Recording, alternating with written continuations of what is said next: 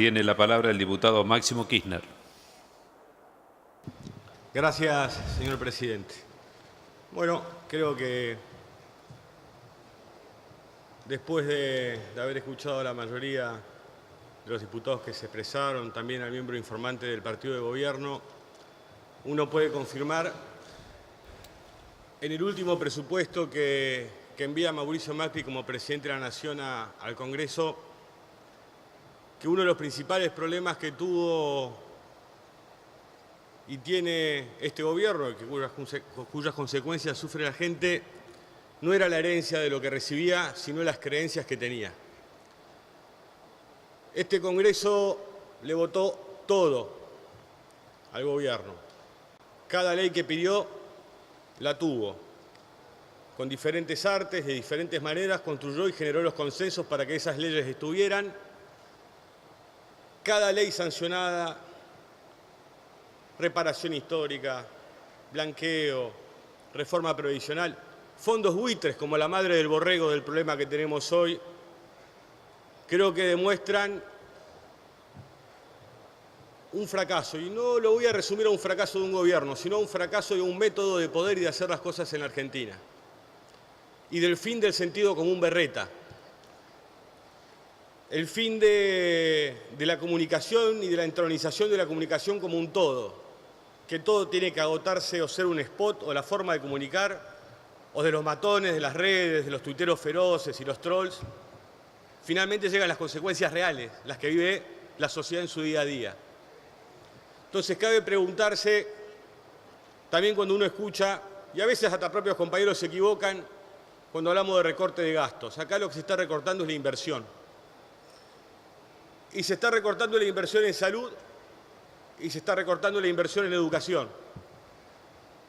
Y digo inversión porque no creo que sea un gasto el salario de un médico, de una médica, de un camillero, en gasas, o que sea un gasto el salario de un docente o los pupitres de una escuela. Más aún todavía, cuando uno se refiere a ese sentido común berreta, quiere decir esto, cuando decían, bueno, se va el fútbol para todos y vienen los jardines. No vinieron los jardines.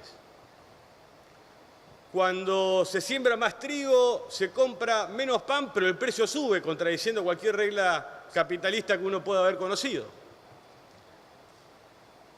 Cuando, por ejemplo, se dolarizan las tarifas, mientras los trabajadores del gas y el petróleo no solo pierden la capacidad de poder adquisitivo de sus salarios, sino que negocian convenios laborales mucho peores en sus condiciones de trabajo diarias.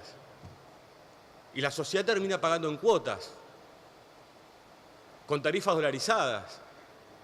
Entonces creo que el problema que se empieza a ver es otro, y por eso hablo de creencias. Y creencias viejas, aquello que venía como novedoso, que había despertado en un sector de la sociedad una lógica esperanza.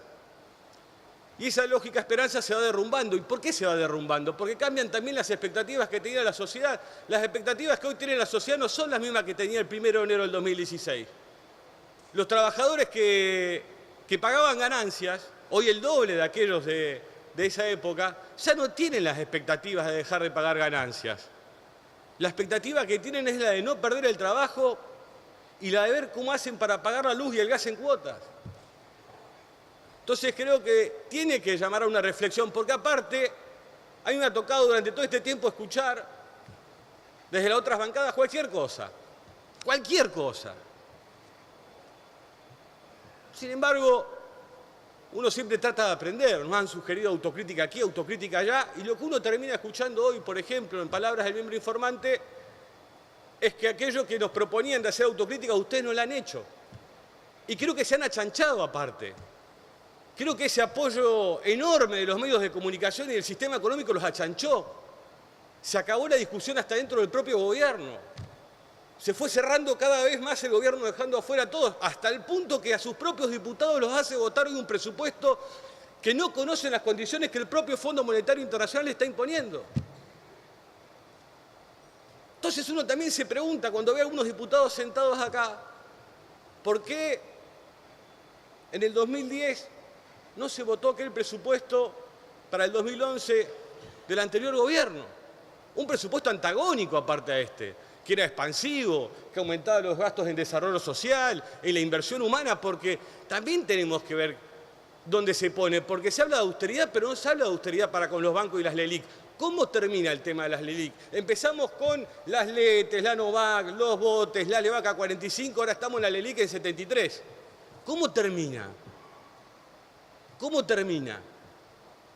Para colmo bajan el dólar al mismo tiempo, o sea, bajan aquellos que ellos quieren comprar y cada vez tienen más pesos. Eso en un momento se va a cruzar.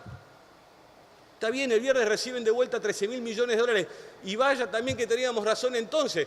A ver, ¿cómo se consigue tanto crédito si se recibe un país quebrado? ¿O ustedes conocen a alguien en ese sentido que pueda lograrlo? El nivel de endeudamiento ha sido enorme. Y no se ha destinado para las cuestiones pendientes que dejamos nosotros, que podía ser, por ejemplo, la creación de una empresa pública de litio con capital privado para dar valor agregado al recurso natural, o poner de vuelta al movimiento aquel proyecto del potasio en Mendoza que se cayó cuando la minera brasilera le vinieron malos números. No se usó para eso el endeudamiento, se fugó, se fue, se esfumó, no está.